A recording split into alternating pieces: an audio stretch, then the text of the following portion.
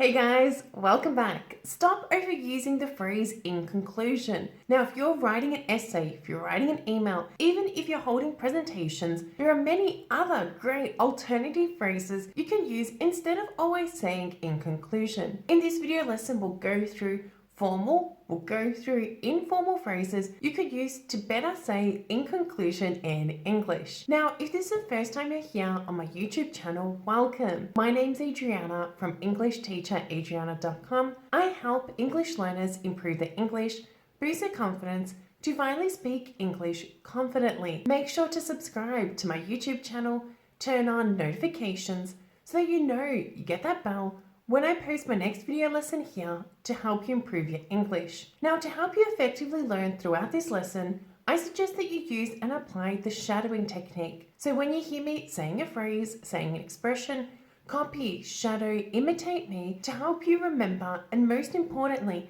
use this when speaking in English. Go and find yourself a quiet corner and let's begin with the first phrase. Now, the first phrase you could use, which I'm sure many of you are already using as a direct synonym of in conclusion for your essays when writing emails, is a phrase in summary.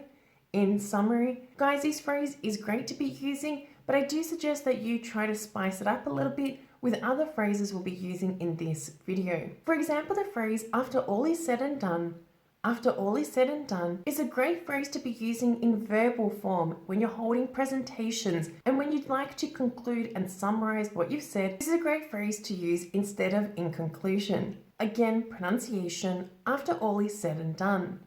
After all is said and done. Also, another great formal phrase, great to be using in email correspondence, also when you're holding presentations, is a phrase, all things considered. All things considered. So if you'd like to sum up an idea, an argument, all things considered is a great phrase to use instead of in conclusion. Again, pronunciation, all things considered. All things considered. Now, in a formal setting where you're required to provide a conclusion, but you'd like to highlight the result, then you could use a phrase as a result. As a result. This is great to be using in written pieces, also in presentations when you need to summarize your results. In board meetings, this is great to be using in formal professional settings. Again, pronunciation, as a result. As a result. Also, a very similar phrase, which is also formal, polite, great to be using in professional settings, is a phrase as a final observation. As a final observation. So if you like to summarize but conclude as to what happened, the results, then this is a great phrase to be using. Again, pronunciation, as a final consideration. As a final consideration. Now, in a spoken setting, particularly in presentations, where you like to be formal but not so formal. So you'd still like to be polite but not very proper, then you could conclude, summarize by using the phrase at the end of the day. At the end of the day. You may also hear this in everyday conversations. So when people would like to summarize, conclude their arguments when they're speaking, maybe they're listing some points about a debate, they may use this phrase. But you can also use this in a work setting if you have a good relationship with your team, with your boss. But please note that there are more formal and professional phrases to be using. This is okay to be using with a team, maybe your co-workers. But if you're meeting a new business professional for the first time, maybe this isn't the best phrase to be using. You be the judge of the situation, but this is a great phrase to use instead of saying in conclusion. Again, pronunciation, at the end of the day. At the end of the day. Another formal phrase you could use in spoken form when holding presentations is a phrase briefly to conclude. Briefly to conclude. Now, this is more formal than a previous phrase. It is good to be using in professional, really polite situations you may find yourself in. Again, pronunciation, briefly to conclude. Please note here, briefly to conclude, if you are using this phrase, so you're concluding this in short. So briefly means in short. So that's actually another phrase you could use in everyday conversational settings, in short to conclude, in short to summarize. But a more formal way of expressing this is briefly to conclude. Briefly to conclude. Also, another great phrase to conclude and demonstrate result could be using the phrase by and large. By and large, this is great to be using in formal, professional, polite settings. So when you are speaking maybe with your boss, maybe holding a presentation at work, you could also add this in emails, in reports that you're doing. Again, pronunciation, by and large. By and large. Also the phrase considering all of, maybe the factors, the risks, whatever you talked about before, what you'd like to conclude. This is a great phrase to be using in presentations, in spoken form, in email correspondence, if you are writing a report, in really polite professional settings you may find yourself in. Again, pronunciation, considering all of that. Considering all of that. Now in that phrase you did need to list what you were considering, but if you don't want to list them as such, then you could use a phrase, everything considered. Everything considered. So by simply just using everything considered, you're summarizing all maybe the risks, points, whatever it is you talked about before. Now this is a really great, polite, professional setting. You could use this when you're holding presentations. You could also use this in written form in email correspondence. Careful pronunciation, everything considered. Everything considered. Now of course you could also use a phrase, finally, it can be concluded. Finally, it can be concluded. Guys, this is a very overused phrase as well. It is good to know if you want to spice it up and mix it up a little bit, you can use this phrase, but I do suggest that you consider using the other phrases we've gone through in this video. Also, the words finally and lastly are two great words to be using if you want to be brief, quick, you want to be a little bit direct, but also sound a little bit polite and professional in that setting, then it's great to be using these two words. You could use this in spoken form and also in written form. Again, pronunciation, finally, finally, or lastly, lastly. But if you'd like to be really informal, conversational with your summary, then you could use a phrase, in a nutshell. In a nutshell. This is okay to be using in a work setting if you have a good relationship with your colleagues. So if you see them every day, you have a really laid back communication, then you could use this phrase. Again, you could use this phrase both in written and spoken form, but please be careful with who you're speaking with and think about your relationship with that person. Again, pronunciation, in a nutshell. In a nutshell. Now in work settings, when you're holding a presentation, you'd like to be polite and formal, but you don't want to really use a long phrase or expression to conclude your ideas, the arguments, whatever it is you talked about before. There are some really great, direct, straight to the point phrases you could use. Some of them being, for example, in brief. In brief, great phrase to use to briefly summarize, to conclude what you've spoken about. Or in closing. In closing, again, if you're closing your presentation, concluding what you've talked about, you like to be direct and brief.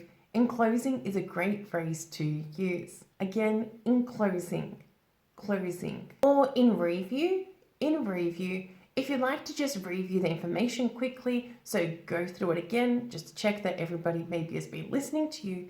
In review is a great phrase to use. Again, pronunciation, in review.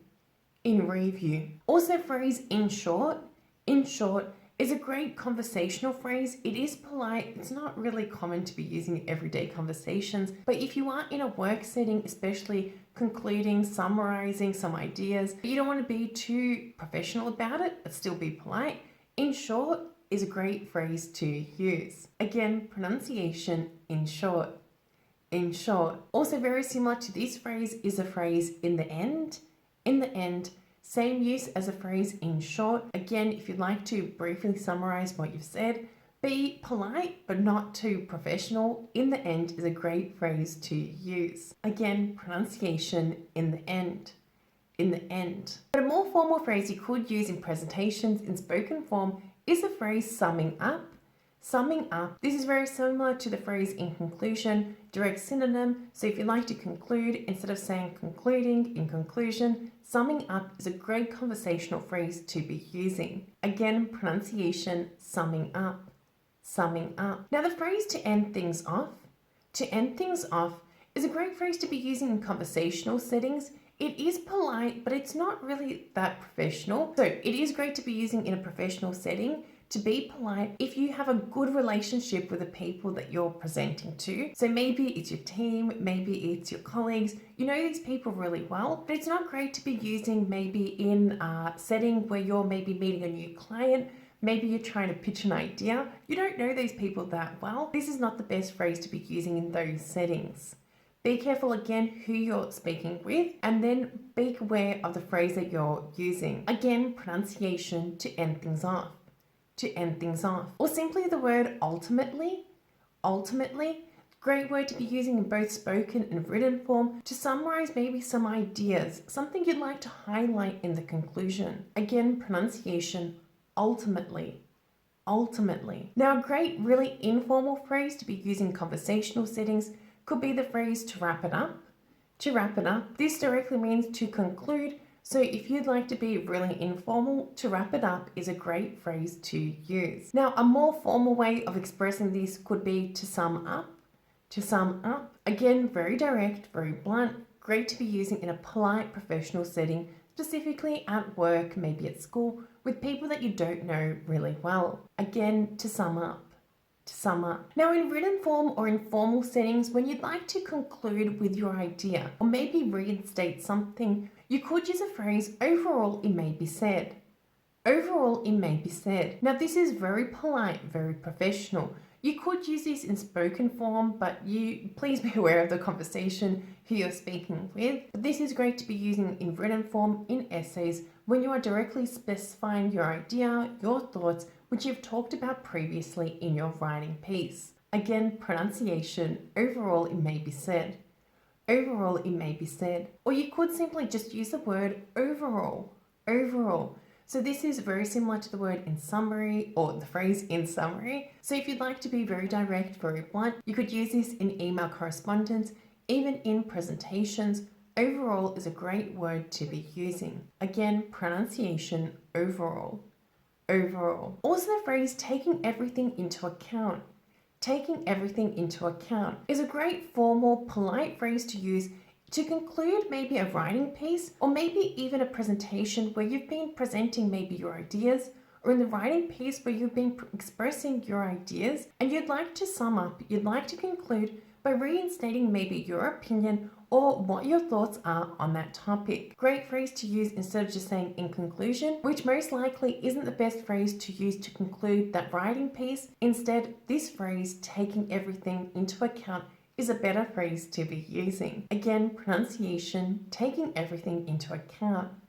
Taking everything into account. Now, if you're holding a presentation or maybe you've been speaking for a while, but you feel that you've gone off topic and you'd like to conclude, there are some phrases you could use in this setting. For example, the phrase to come to the point.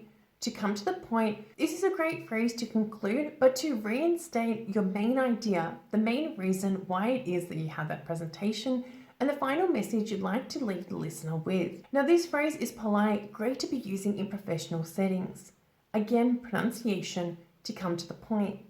To come to the point. But if you'd like to be more direct, very blunt in your conclusion, you could use a phrase to put it bluntly. To put it bluntly. This is okay to be using in a professional setting if you'd really like to highlight something. So be very blunt and direct with your conclusion. Now be careful again what the situation is. You're the best judge of who you're speaking with, who you're writing with. Be careful, as this phrase can be really informal if not used correctly, but it can also be used in polite professional settings. Again, pronunciation, to put it bluntly. To put it bluntly. Or the phrase to make a long story short. To make a long story short is a great conversational phrase. So if you're having conversations with people and you'd like to conclude, maybe you've gone off topic a little bit, then you could use this phrase. Again, pronunciation, to make a long story short. To make a long story short. Remember guys, that practice makes perfect. Make sure to watch this video lesson a few times.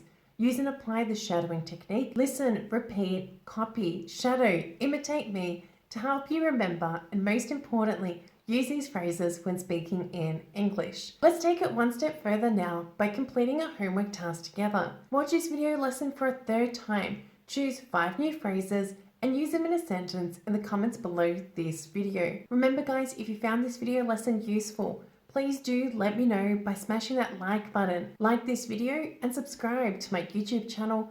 Turn on notifications so that you know you get that bell when I post my next video lesson here to help you improve your English. Continue learning with me by downloading my free audio guide, where I share with you exactly what you need to be doing every single day to drastically improve your confidence speaking in English. Thank you for watching, thank you for being here, and I look forward to seeing you in my next lesson. Bye for now.